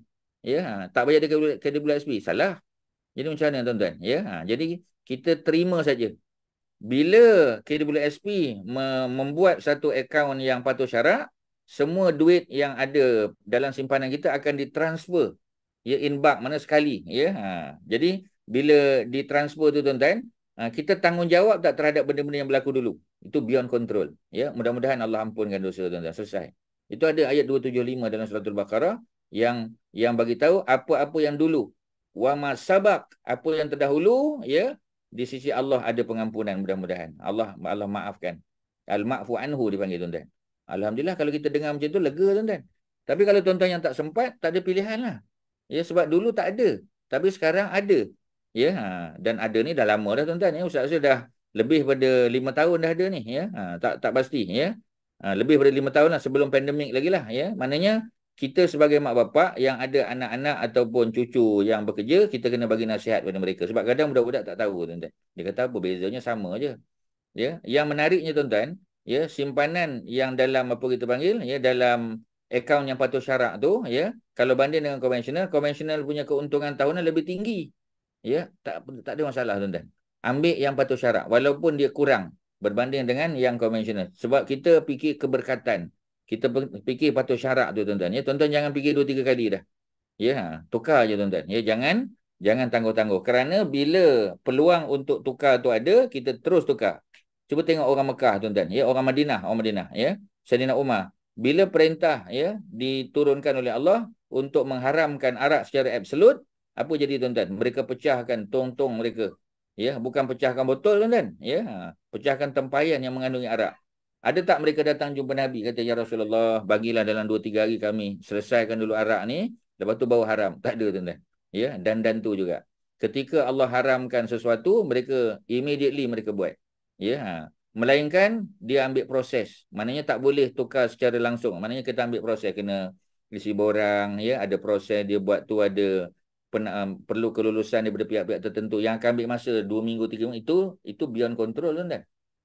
Tapi usaha isi borang hantar secara online je pun boleh. Ya, itu kita kena buat. Macam tu kan, kalau Ustaz boleh sebut. Dan 96 tu menjadi bukti bahawasanya amal ibadah kita yang baik mudah-mudahan akan mengubah kita menjadi orang yang lebih rahmat tuan-tuan. Orang yang lebih ada kasih sayang pada orang lain. Tapi kalau ibadah banyak, ya, tak memberikan kesan pada kita, ya, maka kita kena minta, ya, kita kena buat evaluation, kita kena postmortem lah. Ya, kat mana ibadah yang kita buat tu yang kita kata tak kena. Ya, yang tak patut syarak, menyebabkan hati kita tak berubah. Sebab ibadah ni tuan-tuan, dia akan menjadikan kita tunduk pada Allah dan kita akan jadi lebih santun pada manusia. Hubungan kita lebih mesra. Ya, sebab ramai AJK masjid tuan-tuan sebagai contoh, dia tak apa kita panggil, dia tak mesra, dia tak friendly. Ya, patutnya dia jadi AJK masjid, dia dilantik tu sebab dia qualified. Ya, dan orang tengok dia kaki masjid, dia orang bagus, ya, orang yang suka ni bagus. Tapi bila dilantik menjadi AJK masjid, dia tak friendly. Ya, dia very unfriendly tuan-tuan dengan kanak-kanak, dengan masyarakat, sombong. Jadi kalau macam itulah keadaannya, maknanya Allah belum campakkan, ya, wuddan, kasih sayang dalam hati dia. Fa innama yassarnahu. Ini cerita Quran pula tuan-tuan. Tadi cerita kasih sayang selesai. Ada apa lagi tuan-tuan? Cerita kasih sayang kalau ada. Kalau tuan-tuan, ya. Mungkin juga tadi ibadah tu, mengenai ibadah tu, kita kena lakukan ibadah kita dengan ikhlas dan semua kerana Allah lah, Ustaz, kan? Betul. Barulah kita rasa, kita yakin kan betul-betul apa yang kita buat tu kan. Tapi memang betul lah, ya, memang semua ibadah kena diikhlas, dan ibadah tu kena according to yang Nabi ajar. Dan kerana Allah lah, bukan kita tunjuk-menunjuk kan. Bukan riak. Ya, riak tu. Ustaz rasa ikhlas riak tu ramai orang boleh jaga tuan-tuan. Ya, ramai orang memang bila dia ibadah dia kerana Allah aja. Dia sedekah kerana Allah. Dia tak ada bukan nak tunjuk apa-apa, betul. Ustaz rasa insya-Allah ramai orang boleh buat macam tu. Tapi according to apa yang Nabi tunjuk tu, tak ramai orang akan yang boleh buat. Ya, kita cerita panjang tentang zikir contoh kan, ya. Kalau kita tengok, minta maaf, di masjid tuan-tuan, ya. Dia astaghfirullahalazim allazi la ilaha illa huwal hayyul qayyum wa atubu. Dia astagfirullahalazim, ya. Dia tak salah tuan-tuan, tapi Nabi kan tak ajar macam tu. Ya, kalau kita tegur susah imam nak. Sebab ustaz selalu cakap, ya, ustaz kata tak payah panjang-panjang. Yang pertama, orang belakang ni kalau sembahyang fardu terutamanya zuhur sebagainya, orang nak masuk pejabat. Ya. Pasal apa kita tak ambil yang macam Nabi ajar pendek-pendek? Astaghfirullah, selesai. Allahumma antas salam wa minkas salam tabarakta ya dzal jalali wal ikram. Ya, maknanya ringkas je, ya. Kalau waktu maghrib, waktu subuh, sebab kita ada masa, la ilaha illallah wahdahu la syarikalah, kita baca 10.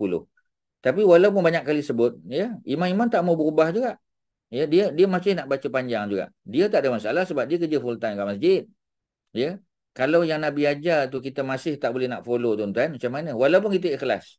Dia kata saya buat kerana Allah. Dia ibadah yang solehat ni tuan-tuan, ibadah soleh ni adalah ibadah yang ikhlas, macam Kak Masjid sebut, ya, semata-mata kerana Allah dan according to apa yang Nabi ajar. Yang itu saya rasa ramai orang tak boleh buat. Ya. Contoh kita katakan, ya, Qabliyah Zuhur 4 rakaat. Payah nak ubah orang. Orang buat 2 je. Yang nak buat 4 tu payah.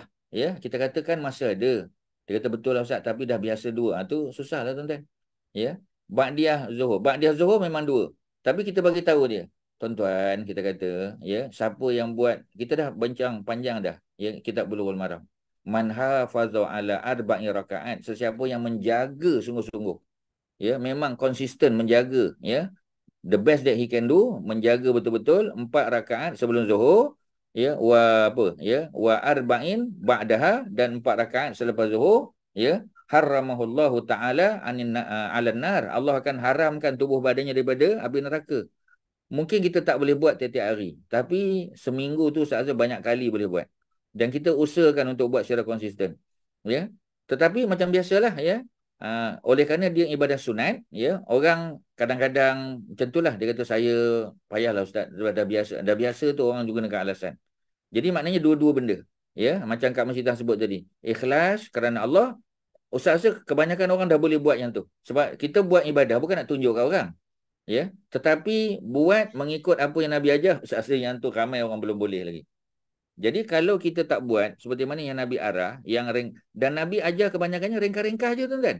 Ya, tak panjang pun, ya. Jadi selama kita tak boleh follow lagi, bimbang takut Allah tak campakkan kasih sayang dalam hati kita. Yang tu tuan-tuan. Ya, itu selalu Ustaz duk sebut, ya. Kadang-kadang bila kita baca ayat surah Maryam ni, kita kata ya Allah, ya, janganlah aku ni dijadikan orang yang keras hati. Ya, insya-Allah kita berusaha ibadah kita tambah, kita baiki, kita perelokkan, kita tambah ilmu kan. Tapi pasal apa hati tu kita macam, sebab bila kita tengok orang, kadang-kadang kita tengok alah apalah orang ni. Tu dah, ya, macam, tapi kalau tujuan kita baik, kita kata kita tengok Allah sian dia. Ya, sujud dia, ya, kaki dia punya jari-jari kaki tu tak lipat, ya, menyebabkan jari-jari kaki tak kena di tempat sujud tu. Bila kita tengok, kita kata ya Allah, ya, aku mungkin tak boleh nak sebut pada dia. Aku tak boleh nak tegur dia. Tak mampu aku nak tegur. Tapi ya Allah, ya, datangkanlah orang yang boleh menegur dia. Macam tu tuan-tuan. Ya, sebab kadang-kadang bukan kita penceramah macam Ustaz, kadang kita singgah masjid. Malam tu kita tak kuliah, ya. Tapi kita tengok, kita semain di belakang, kita tengok orang macam tu. Ya, kita kata alah, kalau aku ceramah lah malam ni aku boleh sebut, ya. Tapi orang lain ceramah. Tiba-tiba orang tu ceramah tuan-tuan, ada ustaz lain ceramah, ya. Dia ada sebut pula benda-benda yang berkait dengan kesempurnaan solat. Alhamdulillah tuan-tuan. Doa kita Allah mustajab kan. Ya, dan bila orang tu dengar, mudah-mudahan dia boleh berubah. Okey tuan-tuan, ya, 2 ayat lagi kita habiskan. Fa innama yassarnahu, ya. Fa innama hanya sahaja yassarna, kami yakni Allah telah memudahkannya. Nya tu apa tuan-tuan? Nya tu confirm Quran. Ya, macam tadi kita kata, ya. Bacalah Quran kerana sungguhnya dia tu apa? Hu tadi. Quran tu sendiri. Ya, dan Allah permudahkan Quran bilisanika, dengan lidahmu wahai Muhammad. Lidahmu di sini makna bahasamu, makna bahasa Arab. Litubashshira bihi, supaya engkau boleh beri berita gembira dengan Quran itu kepada al-muttaqin, orang bertakwa. Sebab orang bertakwa ni dia diuji tuan-tuan, orang Mekah. Di apa kita dipukul, dikurung, ada yang dibunuh kan. Jadi orang bertakwa ni sedihlah tuan-tuan, ya. Sebab mereka dah lah terpisah pada keluarga boikot, macam Mus'ab bin Umair kita kata, mak bapaknya boikot dia, ya, hidup bersendirian, ya, kemudian dihantar oleh Nabi ke Madinah tu, alhamdulillah lah, ada buat kerja di Madinah, ya, tapi hidupnya jadi susah lah, ya, dan bila dia meninggal kita tahu kan, pakaian yang duduk di badan dia tu tak cukup untuk menutup sekujur tubuh dia tuan-tuan, sehingga terpaksa ditutup dengan, ya, daun-daun izkhir, ya, rumput rampai yang ada di Bukit Uhud tu, ya, maknanya sampai peringkat begitu sehingga Nabi menitiskan air mata nak tengok dia dulu anak orang kaya, anak orang senang, tapi bila dia masuk Islam nampak hidupnya susah, tapi dia menerima lah, ya, dia reda dengan keadaan dia macam tu, ya. Kemudian apa yang berlaku? Yang berlaku ialah Allah minta Nabi dengan Quran bagi berita gembira, cerita syurga, ya, cerita orang beriman macam mana keadaan dia. Wa tunzira bihi qauman ludda, at the same time, ya, Nabi juga memberi peringatan kepada kaum yang ludda, ya, kaum yang membangkang. Membangkang lawan kepada muttaqin lah. Muttaqin, ya, orang mana? Orang mujrimin tadi kita tengok. Ya, ayat pada apa tadi? Ya, pada ayat yang ke-86 ada perkataan al-mujrimin, lawan bagi al-muttaqin, ya, ataupun al-kafirin tuan-tuan, ya. Jadi nak bagi tahu Quran dipermudahkan, ya, even bagi kita orang Melayu pun alhamdulillah baca Quran, kita punya bacaan hebat tuan-tuan, Ya, kalau tidak takkan setiap kali tilawah antarabangsa kita boleh menang tuan-tuan. Yang menang pula orang buta, orang OKU. Ya, Arab tengok pun giling kepala tuan-tuan. Dah lah baca sedap, ya. Makhraj Arab, kiraatnya bunyi-bunyi yang bunyi Arab kita kata, ya. Buta pula tuan-tuan. Lagi hebat. Ya, maknanya nak bagi tahu memang ya Allah bagi kelebihan pada orang bukan Arab tapi lafaz Qurannya jauh lebih baik.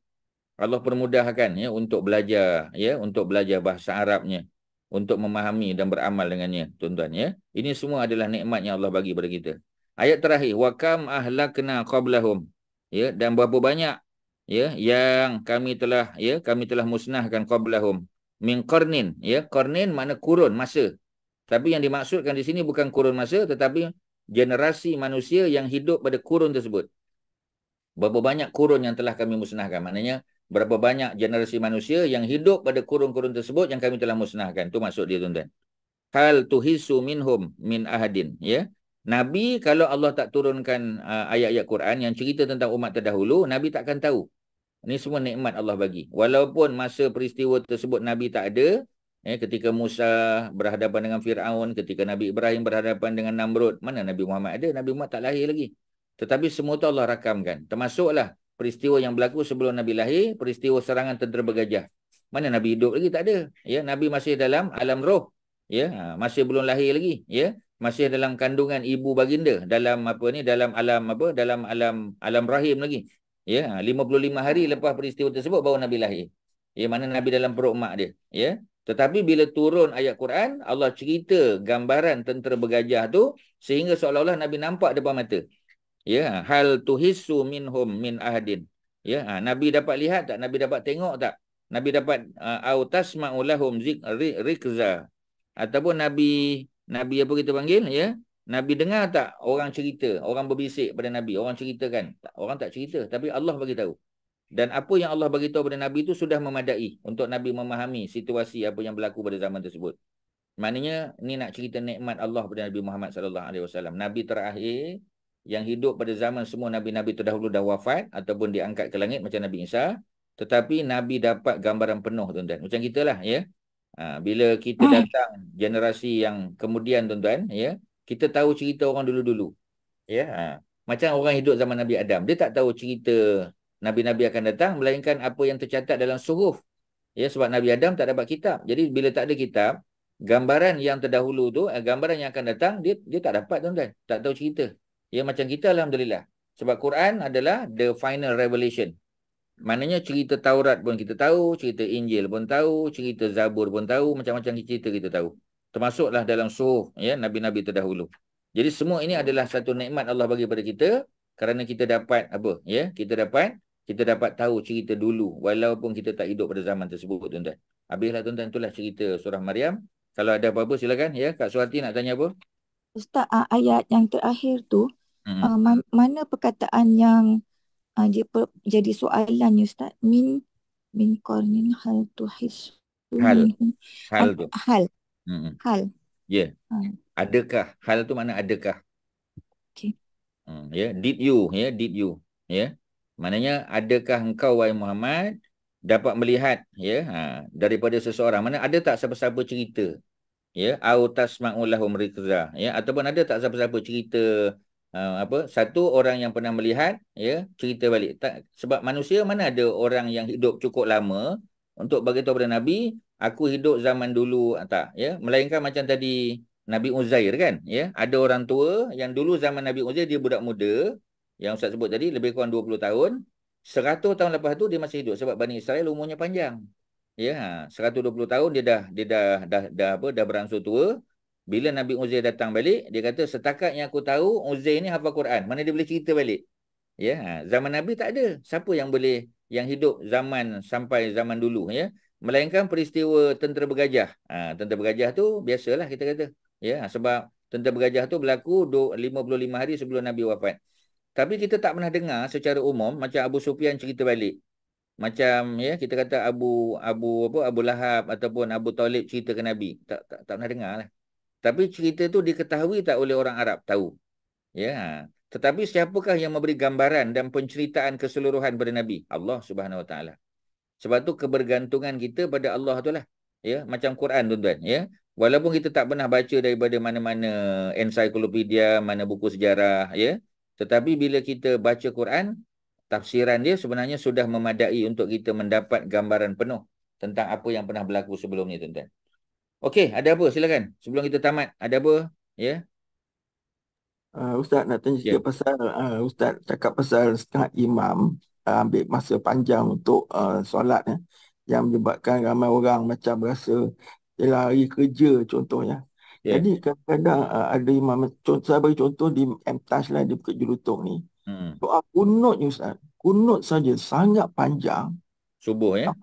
Panjang sangat lah. Jadi orang yang kerja jadi Jumaat kan macam terasa terlambat nak pergi office dia orang tu kerana kerja jauh kan. Panjang sangat doa kunut ni. Bukan Apa weekend, ya. risiko, Bukan weekend, ya. Weekdays, ya. Tidak, hari Jumaat. Hari Jumaat. Oh, Jumaat pagi. Ya. Pagi. Tapi Hari biasa lah. kalau hari-hari bukan Jumaat tu tak adalah panjang sangat. Tak ada. Hari kerja lah, hari kerja. Hari Sabtu Ahad tu tak kisahlah kan. Hari kerja. Yelah, tak sepatutnya lah. Maknanya, melainkan kalau hari cuti kan. Ya. Yang tu memang nak kena ada teguran daripada masyarakat. Kalau saya rasa imam-imam ataupun pihak masjid ni, bila kita, sebab dia ada suggestion box kan. Ataupun kita boleh, dia ada WhatsApp group sebagainya. Ustaz rasa boleh buat kot dalam bentuk macam cadangan, ya. Apa kata, ya. Kita cadang supaya, ataupun ada apa kita panggil ceramah-ceramah daripada orang tertentu macam apa kita panggil, ya. Siapa mufti tu, Mufti Meng contoh, ya, ataupun orang-orang tertentu, ya, yang ada dalam TikTok ke atau apa yang cerita tentang khutbah pendek semua tu, ya. Sebab sebenarnya Nabi punya khutbah pendek, ya. Nabi punya kunut, even kunut nazilah Nabi tidaklah terlalu panjang.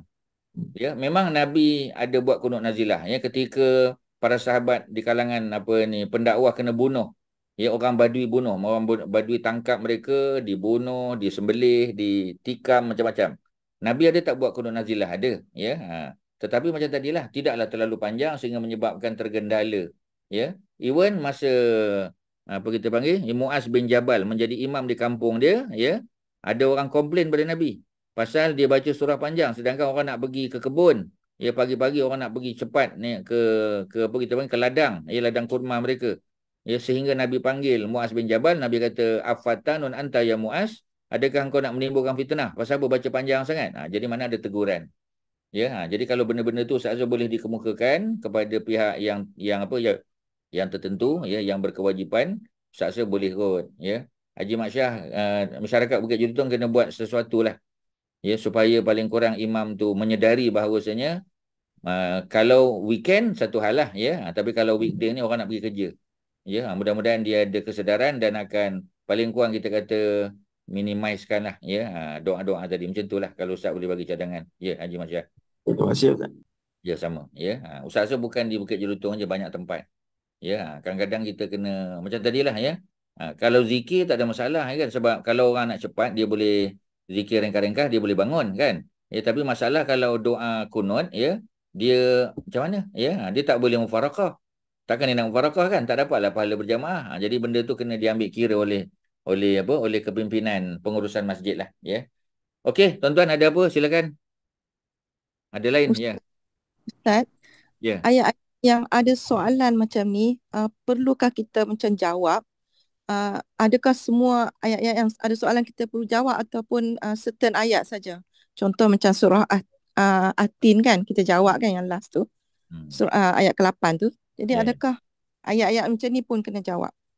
Sebenarnya secara umum, ya, konteks dia konteks Nabi dengan Allah Subhanahu Wa Taala. Sebab sebenarnya Allah tanya Nabi, ya, Muhammad, ya, adakah kau pernah melihat dan pernah mendengar ada orang bagi tahu pada engkau tentang umat-umat terdahulu yang telah dimusnahkan. Ya, jadi maknanya memang asalnya adalah dialog antara Allah dengan Nabi, ya. Sebahagian dalam kitab tafsir, contoh Ibnu Katsir sebut, sebahagian tu riwayatnya tidak sahih. Ya, macam apa tadi ayat 8 dari Kak Nomah, apa ayat dia, bunyi dia? Alaisallahu Alaisallahu hakimin. bi'ahkamil hakimin. Alaisallahu bi'ahkamil hakimin. Ya, memang ada jawapan lah, bala wa ana ala zalika minasyahidin. Memang dulu-dulu pun Ustaz ada baca, ya, tapi bila kita tengok dalam kitab tafsir, para ulama kata dia tidak sahih. Ya, nak baca tidak salah tapi tidak sahih. Maknanya hadisnya tu tak kuat. Ya, walaupun tak salah lah nak baca kan. Ya, alaihissallah, bukankah ya, alaihissallah bi ahkamil hakim, bukankah Allah hakim yang paling adil, ya, kalau kita boleh terjemahkan alaihissallahu bi ahkamil hakimin, bukankah ataupun tidakkah Allah itu merupakan hakim yang paling adil. Kita pun jawab bala, bahkan wa ana ala zalika minasyahidin, aku di kalangan orang yang menyaksikannya, yang mengesahkannya, bukan menyaksi melihat, ya, mana mengesahkan, ya. Cuma riwayat apa ni, kalau kita tengok hadisnya, jawapan tersebut dia tidaklah sampai ke peringkat sahih.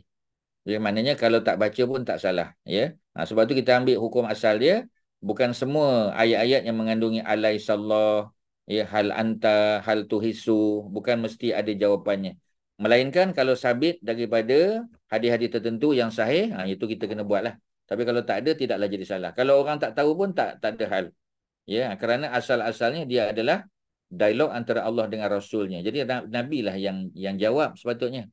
Cuma kadang-kadang ada soalan tertentu yang kita tak perlu jawab. Ada banyak soalan yang Nabi ditanya, Nabi tak jawab.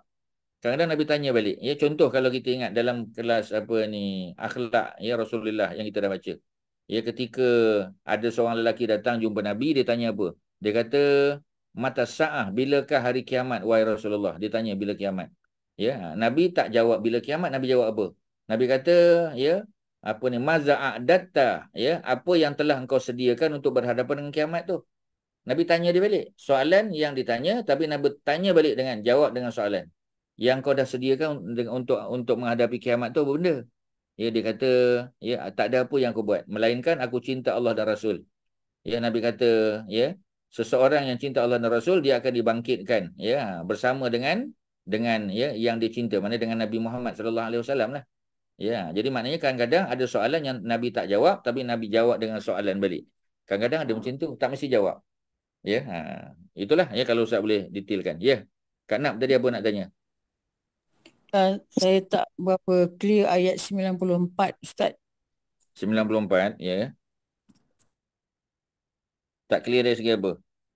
Oh, laqad ahsahum. Ahsa ni makna asalnya maknanya dalam perkiraan Allah. Apa saja yang dibuat oleh manusia, sama ada secara terang ataupun secara bersembunyi, sama ada dia lafaz ataupun dalam hati, semua Allah ambil kira. Semua dicatat, ya. Kalau tidak dicatat oleh apa kita panggil malaikat secara detail. Ya, contoh macam doa kita kan. Bila kita doa dalam hati, malaikat tak dengar. Ya, sebab tu bila kita doa, kita kena kuatkan sikit. Ya, bukanlah sampai mengganggu orang, tidak. Supaya malaikat tahu apa yang didoakan oleh orang tersebut. Kerana antara kerja malaikat adalah mengaminkan. Ya, kalau tuan-tuan doa dalam hati, macam mana apa ni malaikat nak aminkan? Malaikat tak tahu. Malaikat hanya mencatat apa yang dia dengar. Ya, maknanya kalau dia tak dengar, dia tak akan catat apa yang kita baca. Dia tahulah kita berdoa. Macam mana dia tahu? Macam kita lah, kita tengok orang kat tangan, orang mulut dia apa kita panggil bergerak-gerak, kita tahulah dia berdoa. Takkan kat tangan dia menyumpah seranah orang kan? Ya. Jadi malaikat akan catat.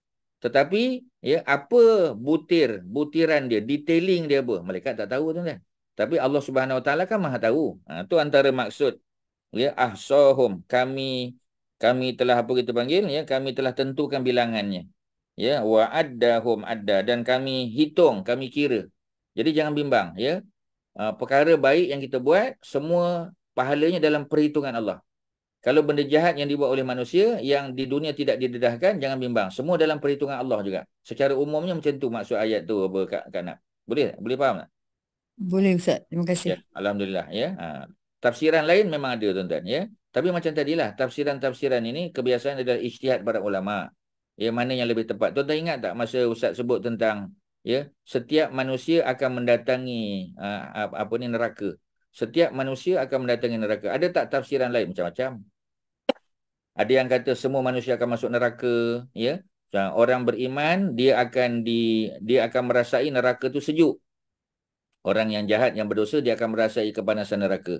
Ya, itu ada tafsiran macam tu.